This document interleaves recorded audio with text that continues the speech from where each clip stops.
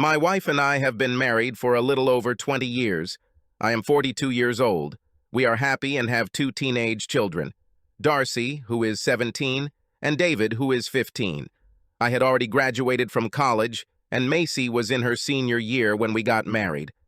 I'm an engineering manager at a mid-sized engineering firm in the city, and Macy is a paralegal at a large law firm. We are both active and healthy. We spend at least an hour in the gym several times a week. We also love being outdoors and often go hiking when the weather permits. I'm John Hopper. My height is 180 centimeters and my weight is about 82 kilograms. I'm not going to tell you that I'm some kind of super stud, but I can please my wife when we make love often. This usually happens about 2-3 times a week. Macy is about 170 centimeters tall, has a C-shaped chest, a flat stomach, and a nice curve in her hips. Overall, she is still very attractive. Heads turned to her every time we went out somewhere, especially if she was dressed to the nines. My children were wonderful. They were well-adjusted, got good grades, and enjoyed some popularity at their school. They have been the greatest joys in my life, along with my beautiful wife. I rarely missed one of their games or school performances. I actively participated in their extracurricular activities. I helped them with their homework and took them hiking and camping on the weekends. As an engineering manager, I largely delegated the actual engineering responsibilities to my employees, so I didn't have to work overtime or on weekends. Travel was minimal, just to conferences once or twice a year. Macy sometimes had to work overtime when she was working on a big case, but it really wasn't that much. Okay, that pretty much sums up our lives. Obviously, if that was all there was, it would be a pretty boring story. Storm clouds were gathering, which I did not pay attention to. They came in the form of a brash young lawyer who was hired by the law firm where my wife worked. His name was Brandon Howard. He was a big guy, 190 centimeters tall and weighing about 105 kilograms. He exercised a lot to relieve stress from work, so he was not overweight. He was self-confident, brash, and arrogant. Moreover, he was constantly lonely. I first met him at one of my wife's work events. He continuously flirted with her all evening. She even flirted back a little as I stood there. When I expressed my displeasure, she told me to grow up and that it was completely harmless. As soon as we got home, I tried to explain to her that although I trusted her completely, my problem was that it was completely disrespectful of her to flirt with another man right in front of her husband. I don't think she fully agreed with me that she had behaved inappropriately, but she at least acknowledged my concerns. It took another day or two before everything returned to normal. Life continued for another 6 months. Macy was working on a major case that had been going on for about 2 years. It was finally coming to an end. She started working long hours. I know what you're thinking right now, and no, she wasn't fooling me. It was a legitimate matter and we discussed it thoroughly. She also called home at least once every evening to make sure everything was okay. There were also several other people working late. As I learned later, although they weren't actually having an affair, the flirting still continued and even intensified. The case was finally settled in favor of a client of my wife's firm. To celebrate, one of the senior partners rented a cabin about 4 hours away in the mountains. He invited everyone who worked on the case for a weekend with his significant other. I knew my partner quite well, and we had actually been to the cabin a few times before. As I already said, the children were 15 and 17 years old. They were quite responsible and at the age where they could take care of themselves. We decided to leave them home alone rather than leaving them with my wife's parents. Yes, I warned them against any bad behavior. With that decision made, Macy and I packed our bags and left on Friday afternoon. We reached the cottage in the early evening and carried our bags to the room we were to use. Other than having to put up with Brandon flirting with my wife all evening, it was pretty enjoyable. After telling my wife how unhappy she was about continuing to flirt with Brandon, I decided to just leave her alone and chat with Charles and Louise, the owners of the cottage. Like I said, I liked Chuck and Lou, as they preferred to be called in casual settings. We had quite a lot of similar interests. After dinner and sitting around the fire on the back deck, it was late, so I picked up my wife to put her to bed. I was actually very tired, and still a little angry with my wife, so I moved away from her and went to sleep. The next morning, I woke up to the smell of coffee.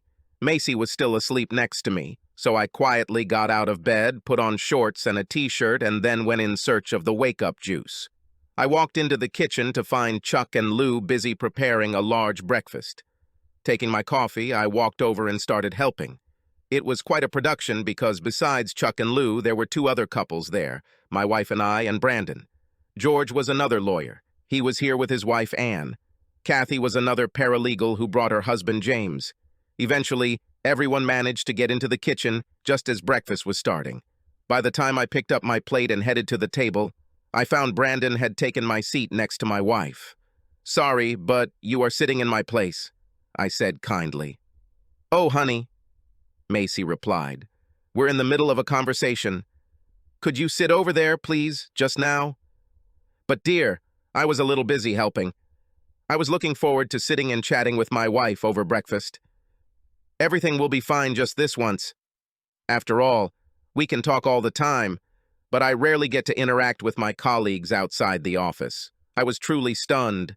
I decided that I really wasn't hungry after all, so I took my plate and put it on the counter. After refilling my cup of coffee, I walked out onto the back deck and sat alone. As I analyzed what had just happened, I remembered the expressions on several other faces when it happened. Something was going on here, and I had the distinct impression that I would not be happy with the outcome. As the day progressed, things didn't go so well. Macy spent most of her time next to Brandon. The only time she really spent with me was when we were both hanging out with other people. She was walking with Brandon when we went camping. We went swimming in the lake, and she spent time with Brandon. I was able to remind her several times that she was my wife and not Brandon's girlfriend. She just laughed it off and said that my imagination was running wild. By the time dinner was finished, I was fed up. When we went out onto the terrace to enjoy the evening and have a drink, my timing was perfect. My wife had just sat down, and as Brandon started to sit down next to her, I moved and pushed him out of the way with my hip as I sat down. Macy was unhappy. She gave me one of her annoyed looks. I simply smiled back and took her hand. She tried to pull it away, but I just squeezed harder, refusing to let go. Instead, she practically refused to talk to me. It was quite an unpleasant couple of hours as everyone else felt the tension. I had finally had enough. This weekend turned into a complete disaster. I apologized, explaining that I was tired from the day's activities, and got up to go to bed. I went into the kitchen to refresh my drink. My plan was to pack before bed so I wouldn't be rushed the next morning before heading home. I'm just twisted cap on a bottle of bourbon when Macy entered. "John, I need to talk to you for a minute before you go to bed." "Well, Macy, I'm kind of surprised by this. We had the whole day to talk, but you preferred to talk to everyone except me. In fact, you talked to Brandon almost non-stop, but you barely said a word to your husband. At least she had the decency to blush." "Yes, well, you see, I need to explain this. Then this should be interesting. First of all, I need you to understand that I have never cheated on you. Ever. Judging by the way you acted this weekend, I'm not so sure. This is true. Okay, Brandon and I flirted a little, but that's about it. He never even really touched me, other than to help me overcome a few obstacles during our hike today. Now, as I said, I was completely faithful to you, and it would never even occur to me to cheat on you. But there are no buts in this. That's why I'm here talking to you. Now, I have to admit that there is quite a strong sexual attraction between Brandon and I. The flirting we were doing led to some sexual tension. That's why I need to tell you that I will spend the night with him. I needed to tell you and be honest, so it wouldn't be cheating. I'm not going to go behind your back. No." "What?" I said no. I'm not going to let that happen. Look, I've already made my decision on this matter. There's just so much sexual tension between us that I have to do this and see what it is. It's just this one time, and then when we get home tomorrow, I'll be all yours again. Let me be completely clear. I won't accept this. I won't approve of this.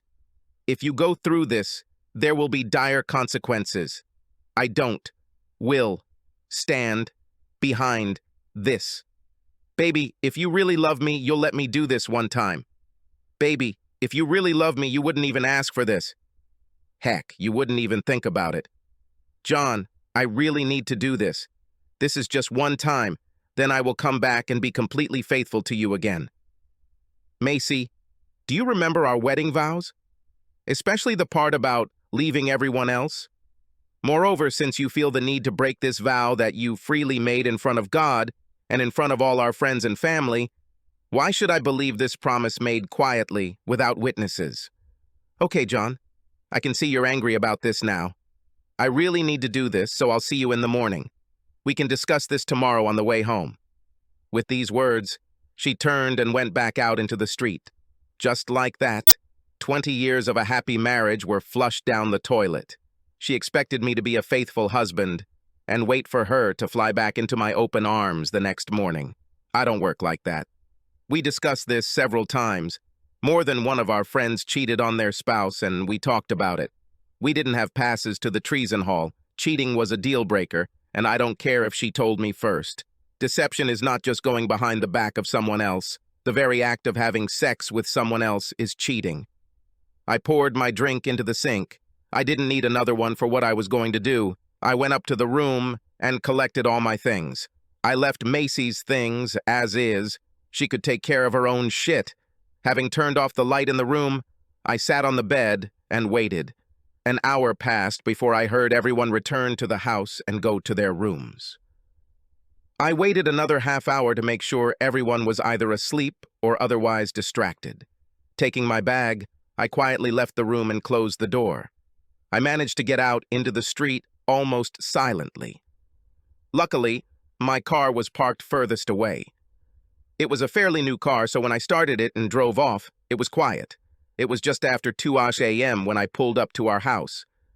I noticed that the light was on, so it was obvious that at least one of the children was still awake. Sighing, I walked out, grabbed my bag, and went inside. Of course, both children stayed up and watched the movie. "Hello, Father. What are you doing here? I didn't think you'd be back before tomorrow. I mean, later today," Darcy noticed. "Yes, where is Mum?" David added. "Well, by answering David's question, I can answer both questions. Your mother is still at the cottage in her lover's bed. Yes, I'm an asshole for dragging our kids into personal matters between their mom and me, but I thought being honest with them would prepare them for the changes to come. Okay, maybe I could have at least been more diplomatic about it, but I didn't feel much remorse at the time. What does 'in your lover's bed' mean? Is your mom really cheating on you?" Darcy almost screamed. "That's exactly what I meant. She cornered me this evening and told me she was going to sleep with someone else tonight. I decided I didn't want to wait for this, so I packed my things and returned home. I let her lover drive her home. I didn't think that I would have to wait for her somewhere nearby. We talked some more, then I took my bag to the spare room. I spent the next hour moving all my things from the room we used to share into what would now be my room. Luckily, the guest room was a second master bedroom with its own bathroom. The bed was also quite comfortable. As soon as my things were moved, I fell onto the bed and fell into an exhausted sleep. I woke up a few hours later to my phone ringing. Looking at him, I noticed that it was my wife calling. I sent it to voicemail. Looking closer, I saw that she had left half a dozen text messages, and this was her third call. Just for fun, I read the messages and listened to the voicemails. The first were her curious questions about where I had been and that breakfast was almost ready. Then they became concerned about where I was. The ones that were later were angry, demanding to know where I was and demanding that I get my ass back there so they could pick it up and take it home. The latter told me that she had to get someone to give her a ride and that she would kick my ass as soon as she got home. Well, I was already awake, so I had to get up and get ready to face the new day. Hurricane Macy will arrive in about 4 hours, and I needed to prepare for the storm. I had a feeling she would be angry. There was no remorse in the last message she left. I got up, showered, got dressed, and headed downstairs for breakfast. By the time I finished eating, the children were already up.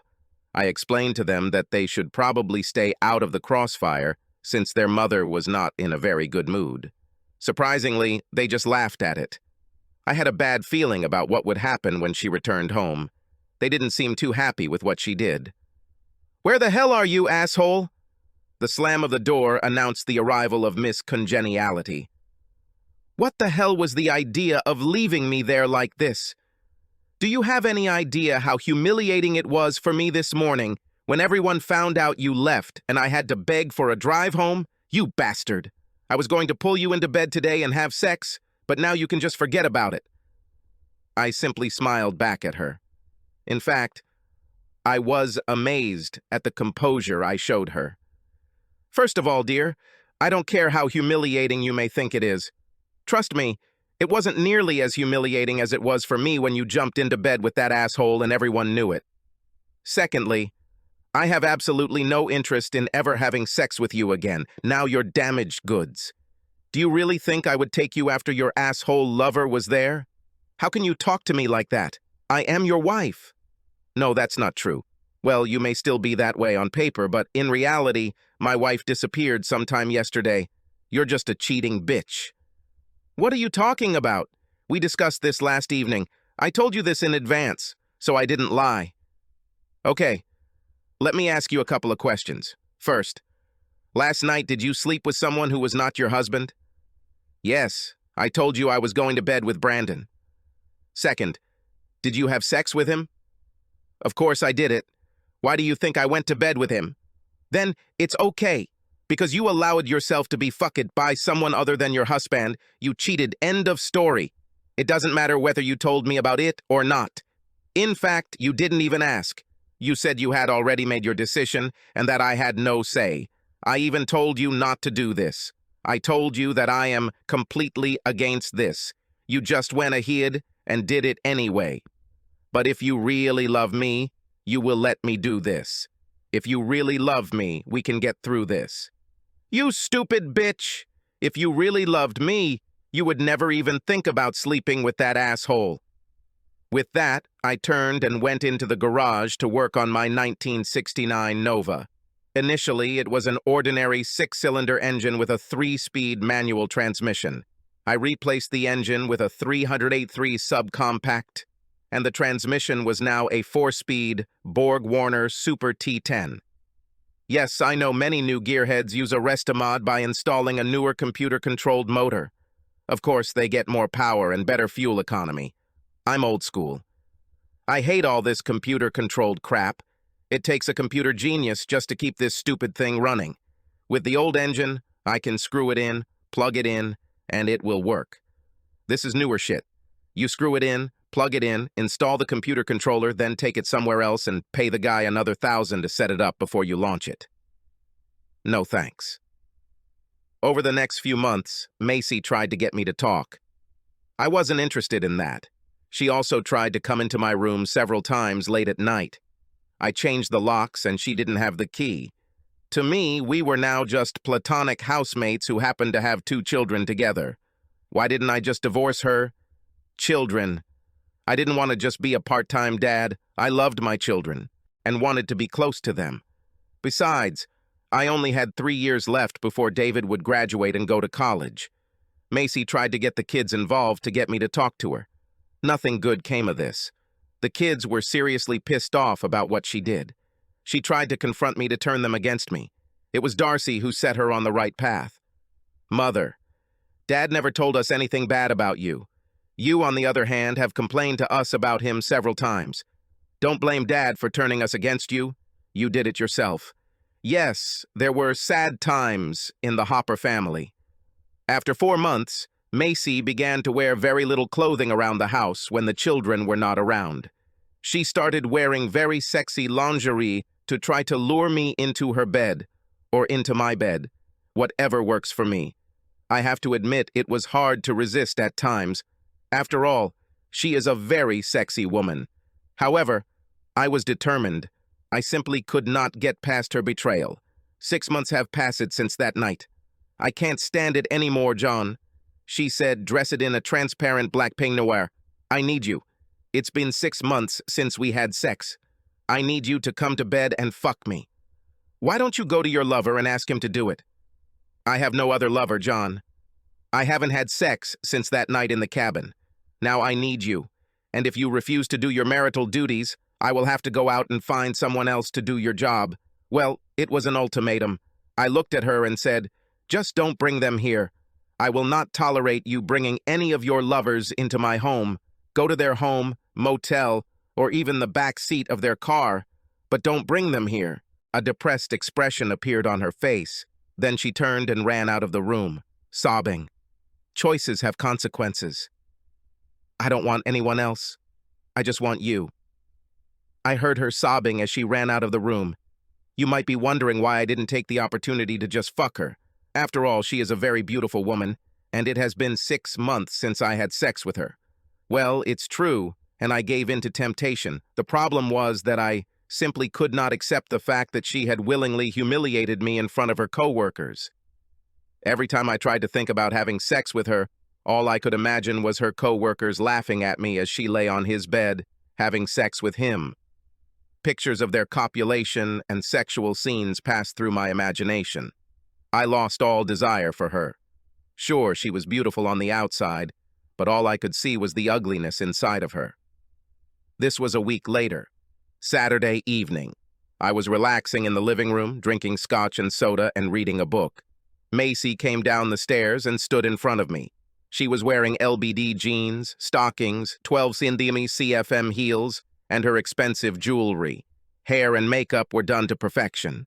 She looked like she was ready to go to one of the most luxurious holiday parties we usually went to together.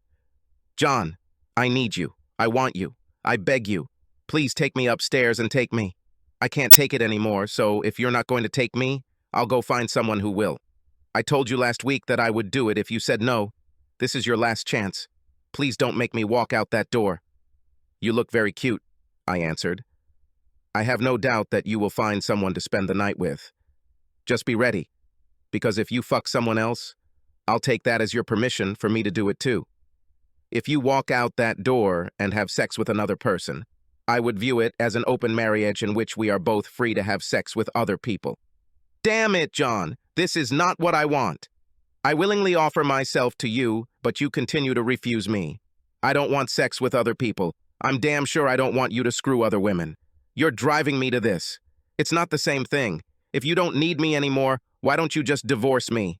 Do you want this? Do you want me to divorce you? Damn it, no. I want you to take me as your devoted wife again. You weren't very loyal to me in the hut, so why should I expect you to be loyal to me now? Because I promised to be. And a little over 20 years ago, you vowed to be the same. What makes you think I can trust any of your promises now? Wonderful. If this happens, don't wait.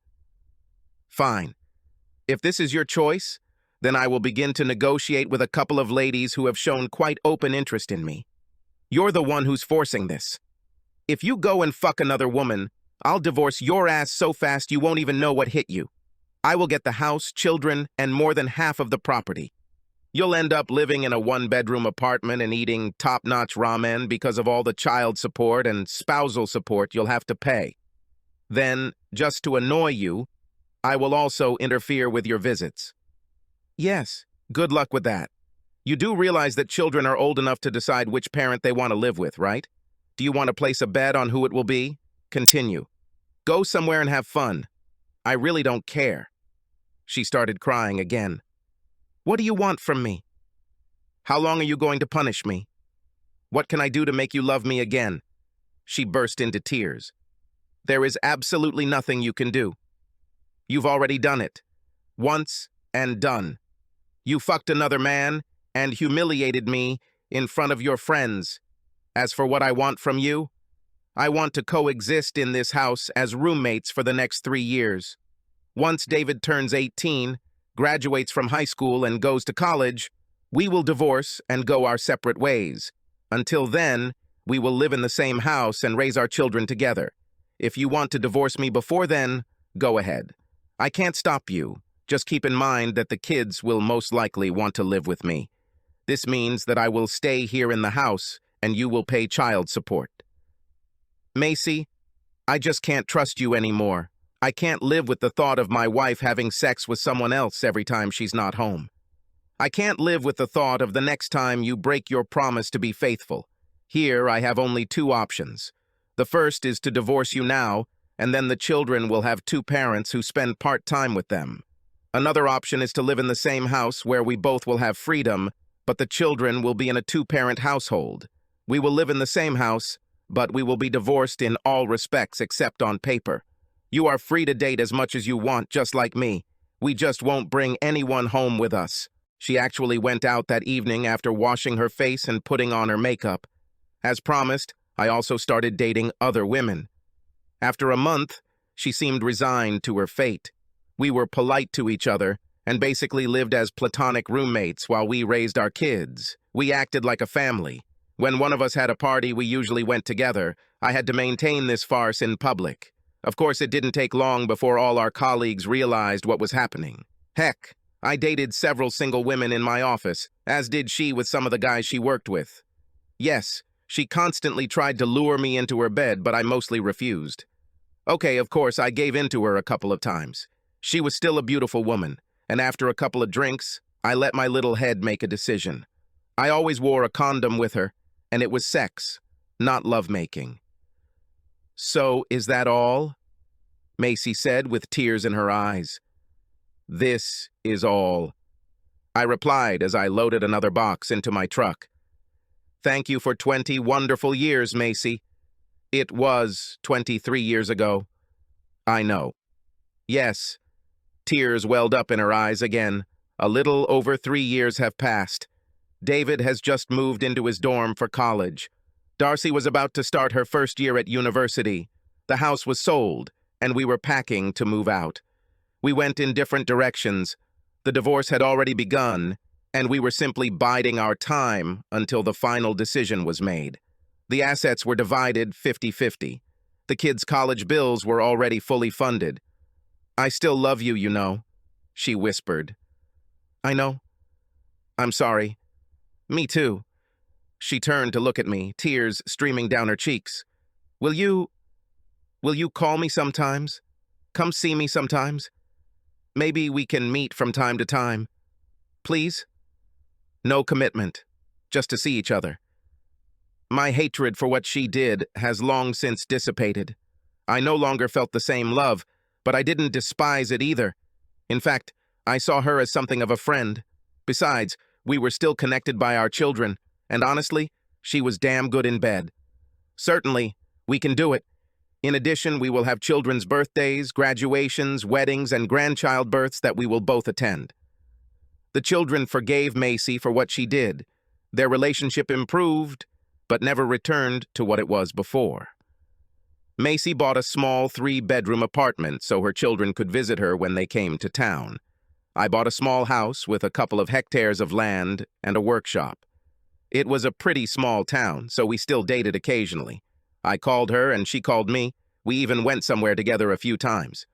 No, we never had a chance to get back together, although she tried. Each of us met quite often. She ended up having several fairly long-term relationships. I was just content to be single. I decided I'd had enough of being exceptional. For me, there are 2 reasons to be married. The first is to have and raise children. I had done it before and was too old to do it again. Another reason was the desire to grow old together and have a companion in their old age. It didn't really matter to me. I had a lot of friends and family if I got lonely. "John, I have a very big request to ask of you. I understand if you don't want to do this, but I would really like you to at least think about it. We had lunch at a good restaurant. 5 years have passed since the divorce. Ask right away. I assumed you needed something when you invited me to lunch today. By the way, where is your boyfriend? Won't he be jealous that you invited your ex-husband to lunch?" She smiled. "No. He knows everything about our past. He knows he has nothing to worry about. Besides, it was he who suggested that I ask you in private. He thought it might be more uncomfortable if he were here. However, he is willing to take your call if you want to make sure he agrees with this request." "Fine. You got me interested." "John, Martin proposed to me, and I agreed." "Fine. You love him? Have you finally passed us by?" "I will never completely forget us, John. However, I have come to terms with it. As for Martin, I feel comfortable with him. I really love him, and we have a great time together. I've settled down and plan to spend the rest of my life with him. Okay, so what do you want to ask for? If this is my blessing, then you have it. Although you don't really need it. I have no say in this matter. No, well, I guess that's kind of true, but what I want is for you to walk me down the aisle and marry me off at the wedding. What?